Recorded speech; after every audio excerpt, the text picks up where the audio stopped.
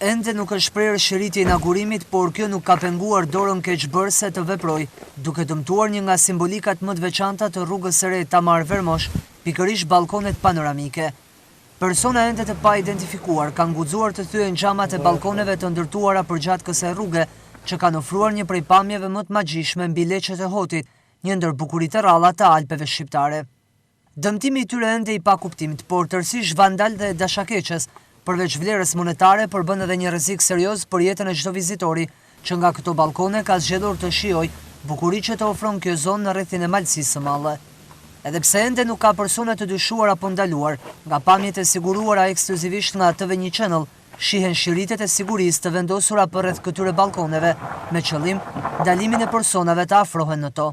Përgjatë rrugës deri tek ballkonet, 2 patrulla kanë kryer kontrolle gjatë 24 orëve të fundit, ndërsa burime të pakonfirmuara thonë se xhamat e tyre janë çelluar me armë.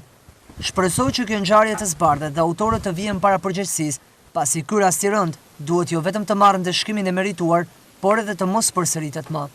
I ndodhur në prag të sezonit turistik, ai ka irrituar jo pak edhe banorët e Vermoshit. Investimi në fjalë i cilësuar më moderni dhe me standarde të larta u vizitua pak kohë më parë edhe nga kryeministri i vendit dhe trojka e ambasadorëve që mbeten të mrekulluar nga bukuria e kësaj zone.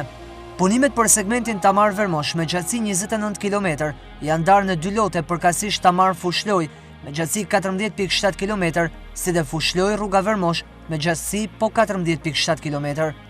Rekonstruksioni i rrugës Ani-Hoti Tamar është mundësuar nëpërmjet financimit nga Banka Europiane për Rindërtim dhe Zhvillim, si dhe BEI, ndërsa Tamar Vermosh loti parë nga KFV dhe IPA në kuadër të programit të rrugëve dytësore dhe lokale.